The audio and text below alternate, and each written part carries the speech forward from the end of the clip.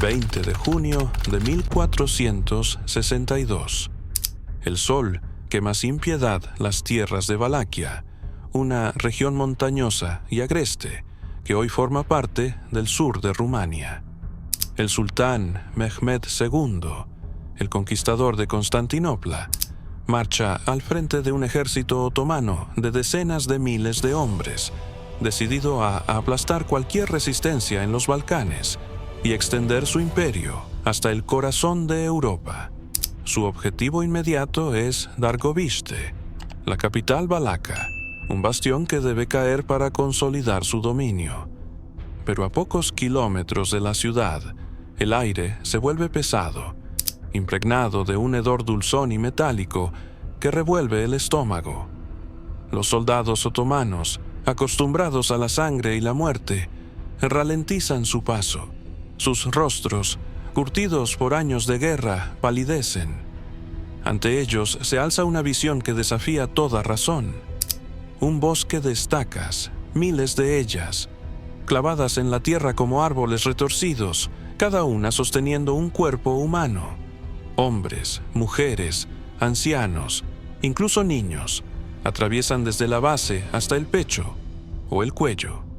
Algunos cuerpos están descompuestos, devorados por el tiempo y los cuervos. Otros, colocados apenas horas antes, aún se retuercen, emitiendo gemidos agónicos que resuenan como un coro infernal. Este es el Bosque de los Empalados, una obra maestra del terror orquestada por Vlad el III, conocido para siempre como Vlad el Empalador. No fue un arrebato de locura, sino un acto de guerra psicológica tan calculado que hizo retroceder al mismísimo sultán. Pero lo que ocurrió en Valaquia no fue un hecho aislado. La empalación, uno de los castigos más antiguos, crueles y persistentes de la humanidad, es mucho peor de lo que imaginas. Un método que no solo buscaba matar, sino convertir el dolor en espectáculo, el miedo en ley y la muerte en un arte macabro que ha dejado cicatrices en la historia. Para comprender cómo la empalación se convirtió en sinónimo de crueldad absoluta, hay que retroceder a los albores de la civilización, cuando el poder se construía sobre el terror y la sumisión. En el año 1750 a.C., el Código de Hammurabi, una de las primeras colecciones legales conocidas, grabado en una estela de basalto en la antigua Mesopotamia, mencionaba la empalación como castigo para crímenes graves como el adulterio o la traición. En aquella época, la técnica era brutal pero directa. Una estaca afilada, a menudo de madera de cedro o roble, atravesaba el abdomen o el pecho de la víctima, saliendo por la espalda. La muerte llegaba en minutos, tal vez en una hora, cuando la hemorragia interna o el colapso de los órganos vitales ponía fin al suplicio. El objetivo era castigar, no prolongar el sufrimiento más allá de lo estrictamente necesario. Pero la humanidad, en su oscura inventiva, nunca se conformó con lo simple. Para el siglo IX a.C., los reyes asirios, como Assur-nasirpal II, transformaron la empalación en un ritual de sadismo meticuloso. Tras sofocar una revuelta en la ciudad de Kinabu, Assur-nasirpal ordenó que los rebeldes fueran empalados verticalmente, con estacas introducidas por el recto hasta salir por el pecho o la espalda. En sus crónicas, grabadas en relieves de piedra que aún se conservan, el rey se jactaba: capturé a muchos vivos, a algunos los quemé, a otros los empalé, con sus pieles adorné las murallas. Las imágenes asirias muestran cuerpos suspendidos, rostros contorsionados en agonía, sangre goteando mientras la multitud observa, paralizada. No bastaba con matar, había que humillar, advertir, grabar en la memoria colectiva una lección que nadie osara olvidar. Sin embargo, ni los asirios, con toda su brutalidad, alcanzaron el refinamiento siniestro de Vlad el Empalador. En el siglo XV, Vlad el III, príncipe de Valaquia, convirtió la empalación en un arma de guerra psicológica, un lenguaje de terror que hablaba más alto que cualquier ejército. Valaquia, un pequeño principado atrapado entre el poderoso Imperio Otomano y el Reino de Hungría, era un tablero de intrigas y traiciones. Vlad, hijo de Vlad el segundo Dracul, creció en un mundo de violencia. Su padre fue asesinado por los boyardos, la nobleza local, y su hermano Mircea fue cegado con hierros al rojo vivo y enterrado vivo. Vlad mismo pasó años como rehén en la corte otomana, donde aprendió no solo tácticas militares, sino también el arte del miedo. Cuando asumió el trono en 1456, a los 25 años, sabía que no podía enfrentarse al ejército otomano, 10 veces más numeroso, en un combate convencional. Su respuesta fue el terror, y la empalación se convirtió en su herramienta más afilada. A diferencia de los métodos antiguos que buscaban una muerte rápida, Vlad diseñó un proceso lento, calculado, casi científico. Sus estacas no eran afiladas como lanzas, eran gruesas, romas, a menudo de madera de roble pulida, y lubricadas con aceites o grasas animales para deslizarse sin causar hemorragias fatales. La víctima era acostada boca abajo, con las manos y los pies atados. La estaca se introducía por el recto, o, en el caso de las mujeres, por la vagina, con un movimiento lento y deliberado. Los verdugos, entrenados para la precisión, evitaban los órganos vitales como el corazón o los pulmones, siguiendo el trayecto de la columna vertebral o los espacios entre las costillas. Una vez que la estaca alcanzaba el torso superior, cerca de la clavícula o el cuello, los verdugos usaban un mazo para golpear la base, forzando la madera a través de huesos y cartílagos hasta que emergía por la parte superior del cuerpo. Entonces, el cuerpo, aún vivo, era elevado como un estandarte, clavado en el suelo o suspendido en un soporte. El peso del condenado hacía el resto, hundiendo la estaca más profundamente, desgarrando tejidos con cada movimiento. Algunos morían en horas, víctimas del shock o la pérdida de sangre. Otros, los más desafortunados, resistían días, retorciéndose bajo el sol, suplicando una muerte que se negaba a llegar. El bosque de los empalados, que detuvo a Mehmed II en 1462, fue el punto culminante de esta estrategia. Los cronistas otomanos, como Tursunbek, y europeos, como el diplomático Johann Schilberger, estiman que había entre 20.000 y 40.000 cuerpos, dispuestos en filas ordenadas, como un ejército macabro que custodiaba el camino a Targoviste. Algunos eran prisioneros otomanos capturados en emboscadas, otros civiles valacos ejecutados para evitar que colaboraran con el enemigo. Había familias enteras, madres con bebés atravesados en la misma estaca, ancianos colgando junto a jóvenes, comerciantes, campesinos, incluso clérigos. Los cuerpos más recientes aún se movían. Sus gemidos y susurros formaban una sinfonía de agonía que resonaba en el valle. El hedor era insoportable, una mezcla de sangre, carne podrida y excrementos. Los buitres y los cuervos revoloteaban, pero incluso ellos parecían hesitar ante la magnitud del horror. Mehmed, un hombre que había ordenado masacres en Constantinopla y más allá, quedó tan impresionado que, según la tradición, murmuró: «No se puede conquistar el país de un hombre capaz de hacer esto». Su ejército se retiró, no por falta de soldados, sino porque el terror había quebrado su espíritu. Vlad no venció con espadas, venció con miedo, pero la empalación no era solo una táctica militar, era un instrumento de control interno. Vlad gobernaba Valaquia con una desconfianza absoluta, especialmente hacia los boyardos, la nobleza que había traicionado a su familia y desestabilizado el principado durante décadas. En 1457, apenas un año después de tomar el poder, Vlad organizó un banquete de Pascua en su palacio de Targoviste. La mesa estaba repleta de vino, carnes asadas y panes recién horneados.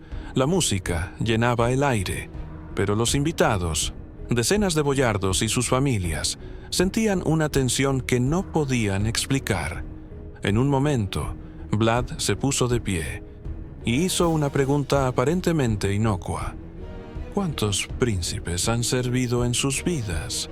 Las respuestas llegaron con cautela. 3, 5, 7. Un anciano, con la voz temblorosa, admitió haber visto pasar a 15 gobernantes. La sala quedó en silencio. Entonces, la sonrisa de Vlad se desvaneció. Entonces, no han sido leales a ninguno, sentenció. En un instante, sus guardias rodearon a los presentes. Los más ancianos y enfermos fueron arrastrados al patio y empalados en el acto, sus cuerpos expuestos frente a los demás como un cuadro vivo de sufrimiento. Los sobrevivientes, hombres, mujeres y niños, fueron encadenados y obligados a marchar 80 kilómetros, descalzos, hasta las ruinas de un castillo en Poenari. Allí, trabajaron como esclavos, reconstruyendo la fortaleza bajo el látigo, hasta que el hambre, el frío o el agotamiento acabaron con ellos. El mensaje de Vlad era claro: nadie, ni siquiera los poderosos, estaba a salvo. Su reino no se sostenía en alianzas ni en diplomacia, se sostenía en el terror. La teatralidad de Vlad era lo que lo distinguía. Cada ejecución era una puesta en escena, diseñada para maximizar el impacto. Las estacas se colocaban en patrones geométricos, líneas, círculos, espirales, visibles desde lejos, como un macabro mapa de su poder. Vlad asistía a menudo a las ejecuciones, sentado en una silla elevada, comiendo pan y carne, o bebiendo vino mientras observaba. Según Schilberger, ordenaba que las estacas se ajustaran para que las víctimas quedaran de cara al sol, prolongando su tormento con el calor y la sed. En una ocasión, cuando un emisario otomano se quejó del hedor de los cuerpos, Vlad respondió con frialdad: «Ese es el perfume de mi justicia». Para él, la empalación no era solo un castigo, era una obra de arte, un espectáculo que debía grabarse en la memoria de aliados, enemigos y súbditos por igual. En otra anécdota, relatada por el cronista Laonicus Chalcocondailes, Vlad empaló a un grupo de mercaderes sajones que se habían negado a pagar impuestos. Sus cuerpos fueron colocados a lo largo de un camino comercial, con un cartel que decía: «Así terminan los que desafían a Valaquia». El comercio floreció después. Nadie volvió a desobedecer. Pero la historia de la empalación no comienza ni termina con Vlad. Este método, tan antiguo como cruel, ha aparecido en casi todas las culturas, adaptándose a los tiempos, pero conservando su esencia: infligir el máximo dolor durante el máximo tiempo. En el siglo I a.C., los romanos usaban una variante conocida como crux simplex, una estaca vertical donde los condenados eran empalados por el recto y dejados a morir lentamente, a menudo en las afueras de las ciudades. En la India del siglo IV, el emperador Chandragupta Maurya castigaba a los traidores con estacas recubiertas de púas de hierro, diseñadas para desgarrar la carne con cada movimiento. En el África subsahariana, tribus como los Ande empleaban empalaciones rituales para castigar a los acusados de brujería, dejando los cuerpos expuestos como advertencia espiritual. En el Imperio Bizantino, durante el siglo VII, el emperador Justiniano II ordenó empalaciones públicas para disuadir revueltas, asegurándose de que las víctimas fueran exhibidas en los puertos para que los viajeros las vieran. La empalación no era solo una ejecución, era un idioma universal del poder, hablado en sangre y madera. Incluso después de Vlad, la empalación no desapareció. En el siglo XVI, durante el dominio otomano en Egipto, el viajero francés Jean de Thévenot describió un procedimiento que aún hoy resulta insoportable. Los condenados eran acostados boca abajo y se les hacía un pequeño corte en el ano. Una pasta de harina y resina sellaba la herida para evitar hemorragias inmediatas. Luego, una estaca gruesa, engrasada y afilada se introducía lentamente con golpes de mazo, hasta que la punta emergía por el pecho o el cuello. Un soporte mantenía el cuerpo en alto, y la víctima podía sobrevivir horas, incluso días, expuesta al público como un trofeo de la justicia del sultán. Thévenot relata el caso de un hombre que, tras 6 horas de agonía, suplicaba a los transeúntes que lo mataran.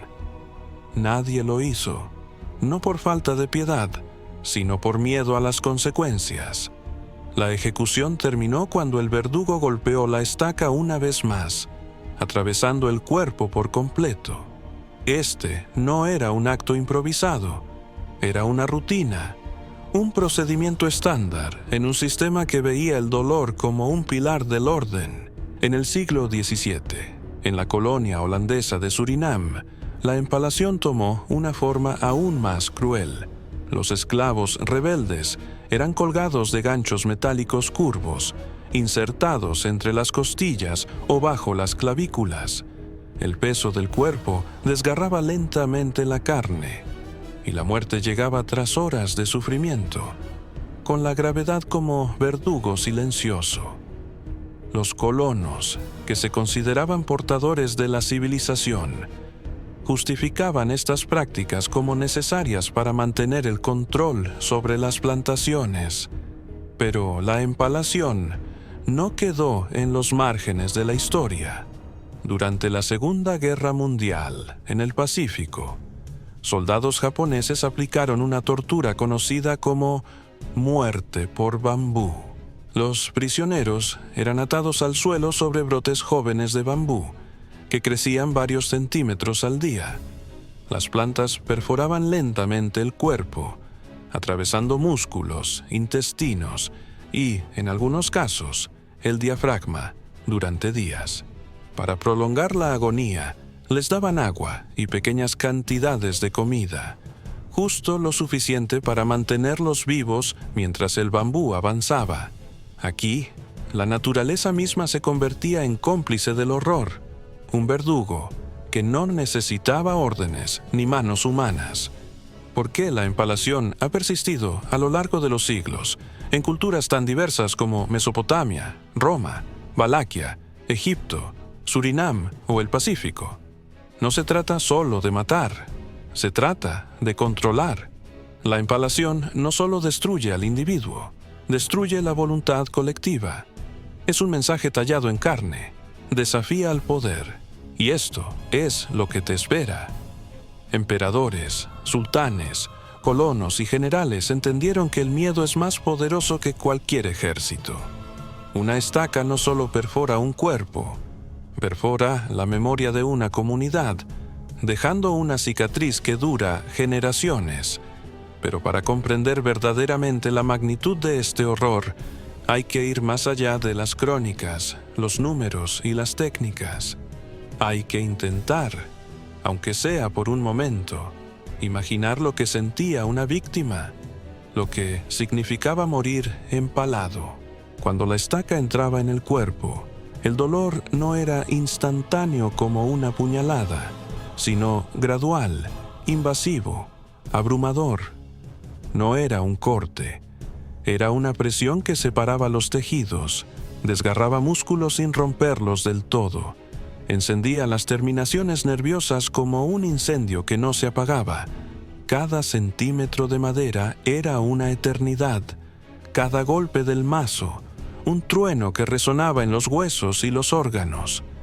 La víctima sentía su cuerpo traicionarla, incapaz de moverse, incapaz de escapar. El recto o la vagina, puntos de entrada, se convertían en epicentros de un dolor que irradiaba hacia el resto del cuerpo, como si el alma misma estuviera siendo arrancada. Una vez elevada, la respiración se volvía un suplicio. El diafragma, comprimido por la estaca, luchaba por cada bocanada, y cada inhalación era un recordatorio del tormento. La sangre se acumulaba en las extremidades, la piel se tensaba hasta el punto de rasgarse, y el rostro, en muchos casos, se deformaba en una mueca permanente de terror o desesperación. El cuerpo, en su lucha por sobrevivir, traicionaba a la mente. El corazón latía con fuerza, bombeando sangre que solo prolongaba la agonía. La sed quemaba la garganta, el sol abrasaba la piel expuesta, el frío de la noche cortaba como un cuchillo. Muchos entraban en shock, un alivio temporal que pronto daba paso a nuevas oleadas de dolor. Las alucinaciones llegaban, visiones de seres queridos, fragmentos de recuerdos felices, delirios de salvación que se desvanecían con cada latido. Algunos suplicaban, gritando hasta que sus gargantas se desgarraban. Otros rezaban, murmurando plegarias que se perdían en el viento. Muchos, agotados, simplemente callaban, sus ojos fijos en un horizonte que no podían alcanzar, como si buscaran un último fragmento de humanidad en un mundo que se la había arrebatado. En los casos más extremos, la muerte no llegaba por el trauma, sino por la exposición, el hambre, la sed o la infección. Imagina estar suspendido, incapaz de moverte, sintiendo cada fibra de tu ser desgarrarse, sabiendo que tu sufrimiento es un espectáculo para otros. Imagina ser reducido a un símbolo, una advertencia, un trofeo del poder. Vlad entendió esto mejor que nadie. La empalación no era solo un castigo, era una declaración política, una herramienta para moldear la realidad. Cada estaca era un recordatorio de su autoridad absoluta, de su disposición a ir más allá de los límites de la humanidad para proteger su reino. Pero su crueldad no era ciega. Vlad seleccionaba a sus víctimas con cuidado. Otomanos para desmoralizar al enemigo, boyardos para consolidar su poder, campesinos para mantener el orden. En una ocasión, según el cronista Antonio Bonfini, Vlad empaló a un grupo de mendigos que, según él, ensuciaban las calles de Targoviste. Los invitó a un banquete, cerró las puertas y prendió fuego al edificio, pero a los que sobrevivieron los empaló, alegando que la pobreza es una plaga que debe erradicarse. Este acto, aunque extremo, refleja su lógica. El sufrimiento no era un fin en sí mismo, era un medio para construir un Valaquia fuerte, unificada, temida. Sin embargo, la vida de Vlad terminó tan violentamente como la vivió. En diciembre de 1476, traicionado por sus aliados y superado por las fuerzas otomanas, fue emboscado y decapitado cerca de Bucarest. Su cabeza fue enviada a Constantinopla, donde se exhibió, irónicamente, clavada en una lanza, un eco de su propio método. Pero su muerte no borró su legado. Vlad se convirtió en una figura mítica, amplificada por las historias de sus enemigos, que lo pintaban como un demonio sediento de sangre. En el siglo XIX, Bram Stoker se inspiró en su nombre y su reputación para crear a Drácula, un vampiro que, como Vlad, usaba el miedo como arma. Pero la verdad es más aterradora que la ficción. Vlad no necesitaba colmillos. Sus estacas eran suficientes para tallar su nombre en la historia. La empalación no es solo una reliquia del pasado. Su sombra persiste en la forma en que entendemos el poder, el castigo y la crueldad. Incluso hoy, en un mundo de leyes, tribunales y derechos humanos, el espíritu de la empalación sobrevive en los castigos diseñados para humillar, exhibir y controlar. Las ejecuciones públicas en ciertos países, los linchamientos grabados y compartidos en redes sociales, las torturas retransmitidas como trofeos de guerra. Todos son ecos de esa estaca que atravesaba carne y memoria. La empalación nos recuerda que la crueldad no es un accidente, es una elección, una herramienta que los poderosos han usado una y otra vez para moldear el mundo a su imagen.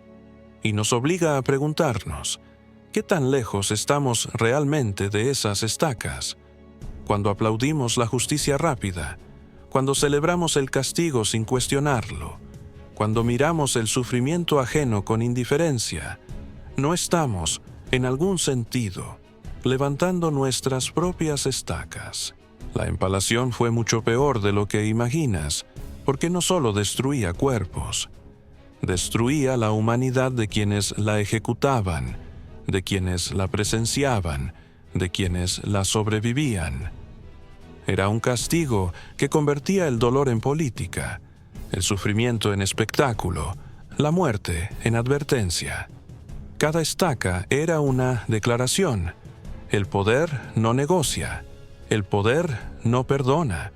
Y aunque las estacas de madera han desaparecido, su mensaje sigue vivo en cada acto de violencia diseñado para controlar, para silenciar, para aterrorizar. La pregunta no es si hemos superado la empalación, sino si alguna vez dejaremos de encontrar formas de replicarla. Porque la historia no es solo un relato de lo que fue, es un espejo que nos muestra lo que aún podemos llegar a ser. Cuéntanos en los comentarios. ¿Crees que la empalación fue un producto de su tiempo o una muestra de lo que la humanidad es capaz de hacer cuando el poder se desata? Si estas historias te estremecen, te hacen reflexionar o te atrapan, suscríbete al canal y acompáñanos en los próximos relatos, porque la historia no es solo un eco del pasado, es un recordatorio de lo que podemos llegar a ser si olvidamos.